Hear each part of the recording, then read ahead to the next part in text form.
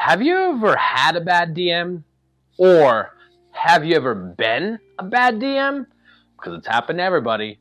Well, I've been a bad DM, and here are some things that I've learned in my journey through dungeon mastering and tips to resolve them. So, number one, a DM that railroads is very difficult to work with. Because in their game, it is their way or the highway. They are the DM. They make the rules, period. And in essence, that's true because it's in the rules that the DM is the referee. But as I've learned, that's not the way to make a good story.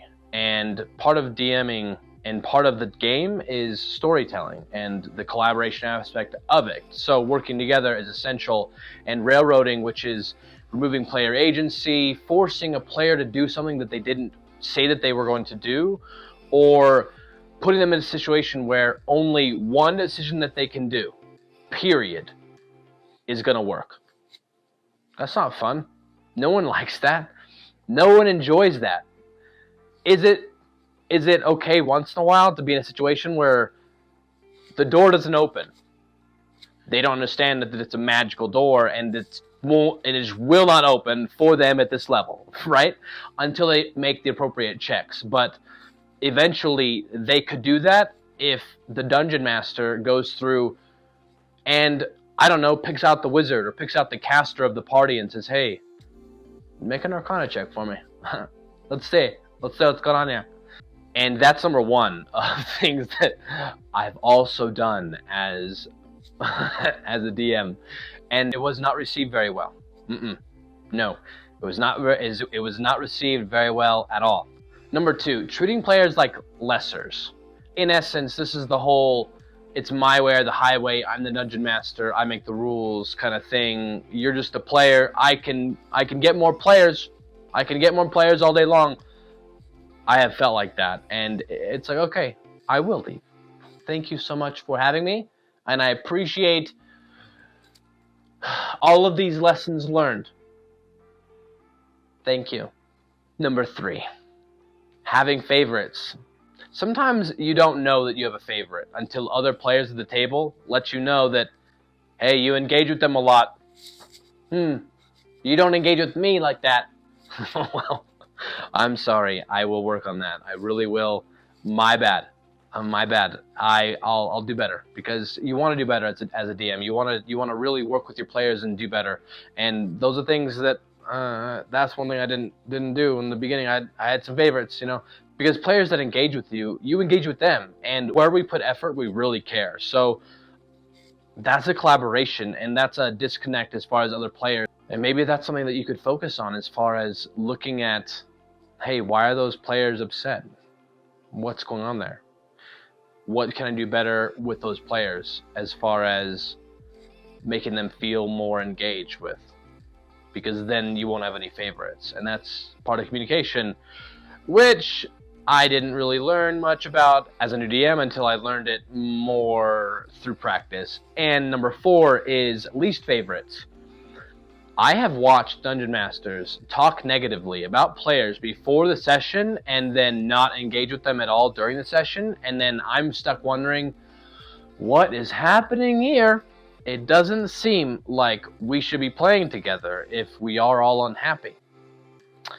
But that does not work for everyone. Sometimes people really feel like they have to play D&D, so they just show up, and that's toxic and not good.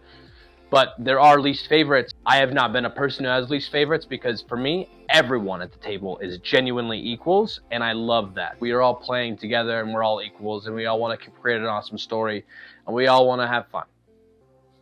That's the best part, having fun together. And number five is failed leadership.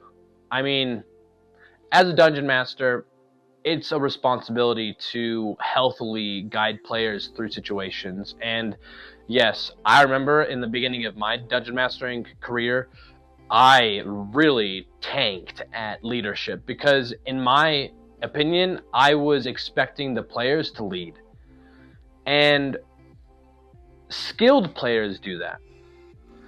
But players that are relatively new, just as I was new, don't do that. And so then you have this dynamic of skilled players against inexperienced players, and then there becomes a mismatch of skills, and then all of a sudden the skilled players are doing more than the other inexperienced players because they just don't really know what's going on, and so you have to walk them through, and that's all part of it.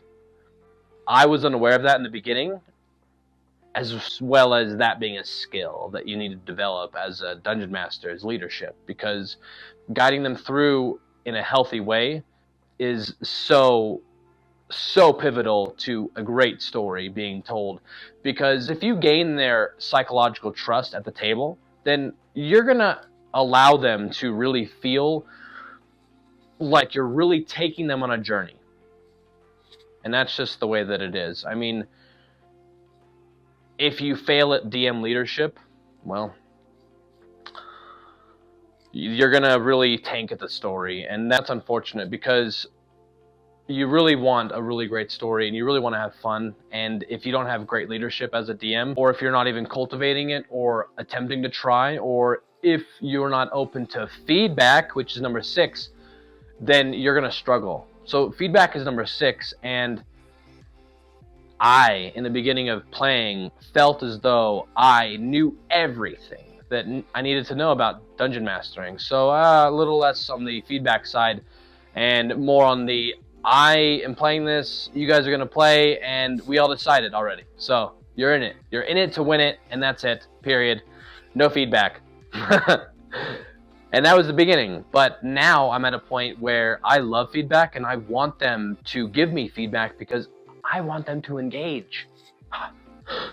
Don't tell them. But the more that they tell me what they love and what they like, and the more that they tell me what they need, and the more that they tell me what they dislike, the more I know how to craft the story around them and for us all together.